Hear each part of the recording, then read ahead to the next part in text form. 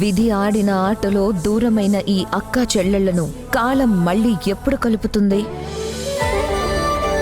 జానకి పరిణయం మీ ఈటీవీలో. ఇవే ఇవే జీవన తరంగాలు, ఇవే ఇవే జీవన తరంగాలు, జీవన తరంగాలు. కీర్తిని రమ్మని చెప్పాను, ఇంకా రాలేదు.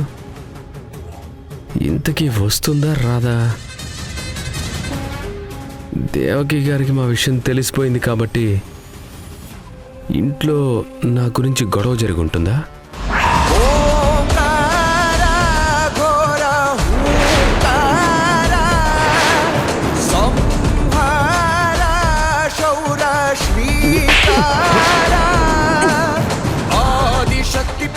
కీర్తి పర్సనల్ వీడియోస్ ఉన్నాయి, ఆన్లైన్లో పెడతారని బ్లాక్మెయిల్ చేసావు కదా. ఎలా పెడతావో పెట్టరా ఆన్లైన్లో. నేను చెప్పేది వినండి. ఏంట్రా వినేది? మీ దగ్గర తీసుకున్న అప్పుకి వడ్డీ కట్టడం లేట్ అయితే ఇంటికి తాగొచ్చి రాత్రిపూట గొడవ చేస్తావా? మా అక్క వాళ్ళ పరువుని బజార్కి ఇడుస్తావా? మా కీర్తి మీద రివెంజ్ తీర్చుకోవడం కోసం తన జీవితంతో చెలగటమాడుతున్నావా?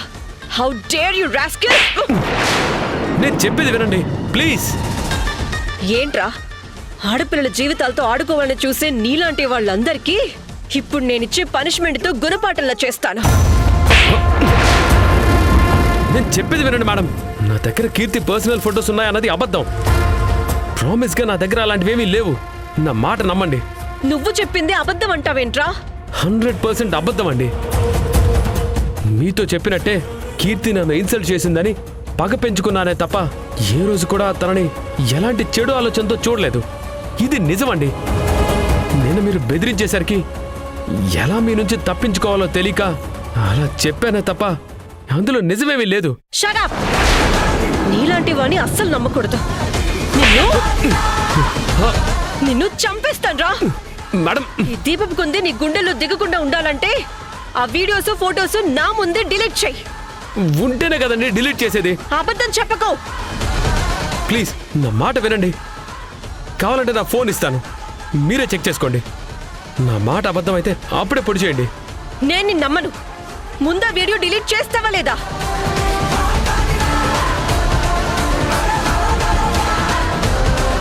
అయ్యో ఇందులో లేవండి. ఆగండి.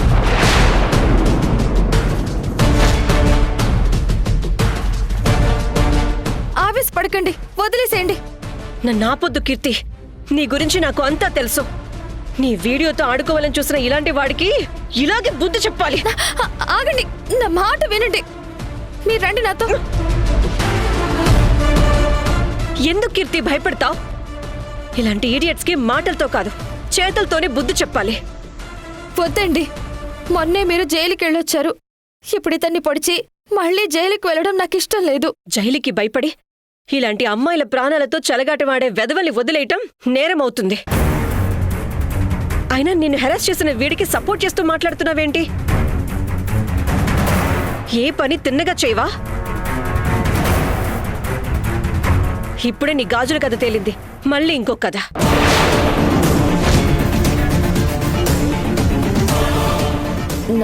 నా గాజుల గురించి? పెళ్లిలో దొరికిన ఆ బ్రీఫ్ కేసులో నీ గాజులున్నాయి. అదే బ్రీఫ్ కేసు పట్టుకుని మీ నాన్న తిరిగిన వీడియో ఎస్ఐ గారు నాకు చూపించారు.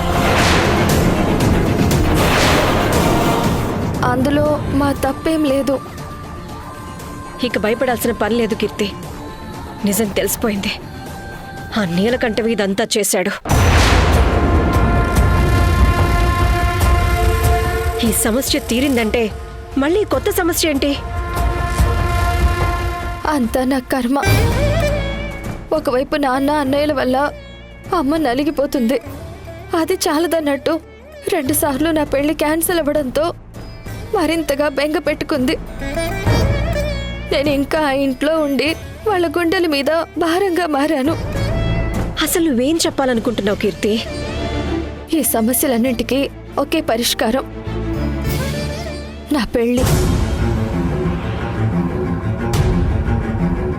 నా పెళ్లి జరగాలంటే కట్నం ఇవ్వాలి, బంగారం పెట్టాల్సి ఉంటుంది. అందుకే మంచో చెడో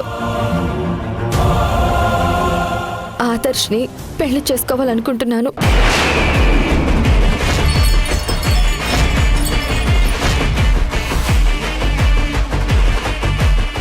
మత్తుండే మాట్లాడుతున్నావా? నేను అన్ని విధాలా ఆలోచించి నిర్ణయం తీసుకున్నాను. నీకు పిచ్చి పట్టిందా కీర్తి? వాడు ఎలాంటి వాడు తెలిసి కూడా ఇలాంటి నిర్ణయం నువ్వెలా తీసుకున్నావు? వాడుకు నీచుడు, దుర్మార్గుడు. ఏ అమ్మాయి అయినా అలాంటి వాడిని పెళ్లి చేసుకోవాలని కోరుకుంటుందా? లేదు, మీరు తప్పుగా అర్థం చేసుకుంటున్నారు. నేను ఆదర్శ్ గురించి అన్ని విధాలా పరిశీలించిన తర్వాతే ఈ నిర్ణయానికి వచ్చాను.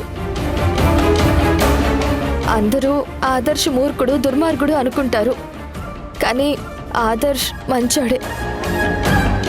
ఆదర్శ్కి కొన్ని చెడ్డ అలవాట్లున్నాయి, కానీ చెడ్డ మనిషి కాదు. తను దుర్మార్గుడే అయితే నేను చాలాసార్లు తన దగ్గరికి వెళ్ళాను. ఎలా వెళ్ళానో అలాగే ఇంటికి తిరిగొచ్చాను. తను నన్ను ఏ రోజు కామంతో చూడలేదు. నన్ను బాధ పెట్టింది తన ఈగో సాటిస్ఫాక్షన్ కోసం. దానికి కారణం కూడా నేనే. తన అహం దెబ్బతీశాను. అంతేగాని ఆదర్శ్ మీరు అనుకున్నంత చెడ్డవాడు కాదు. కీర్తి చెప్పిన మాటలు విన్నాక ఆదర్శ్ నాతో చెప్పిన మాటలు నిజమే అని నమ్మకం కలిగింది. నిజంగానే అందరూ అనుకున్నంతగా ఆదర్శ్ చెడ్డవాడు కాదన్నమాట. నేను మా ఇంట్లో సమస్యలు తప్పిపోవాలని మాత్రమే ఆదర్శ్ని పెళ్లి చేసుకోవట్లేదు. మనసు లోపలొకటి, బయట ప్రవర్తన ఇంకొకటిలా ఉండదు ఆదర్శ్ది. అతనితో నా జీవితం బాగుంటుందని పెళ్లి చేసుకోవాలని నిర్ణయానికి వచ్చాను. దయచేసి మీరు ఈ పెళ్లికి అడ్డుపడకండి. అది కాదు కీర్తి, అమ్మా నాన్న వాళ్ళ నిర్ణయం కూడా తెలుసుకోవాలి కదా. అమ్మ వాళ్ళకి తెలిస్తే ఈ జన్మ ఒప్పుకోరు. ఇప్పటికే వాళ్ళకున్న బాధలు చాలు. ఇప్పుడు వాళ్ళకున్న పెద్ద సమస్య నాకు పెళ్లి చేయడమే. అందుకే నేనే చేసుకుంటాను. మొదట్లో కోప్పడినా నెమ్మదిగా నా నిర్ణయాన్ని గౌరవిస్తారనే నమ్మకం నాకుంది.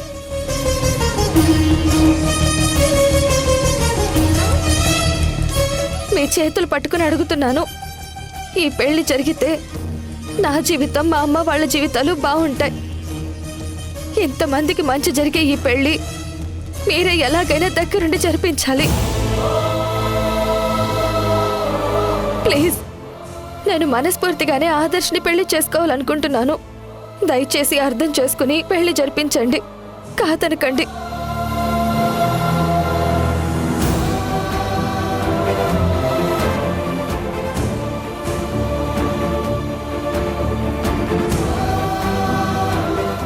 సరే, జరిపిస్తాను.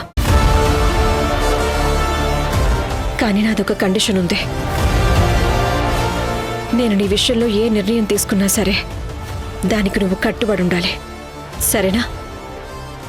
సరే.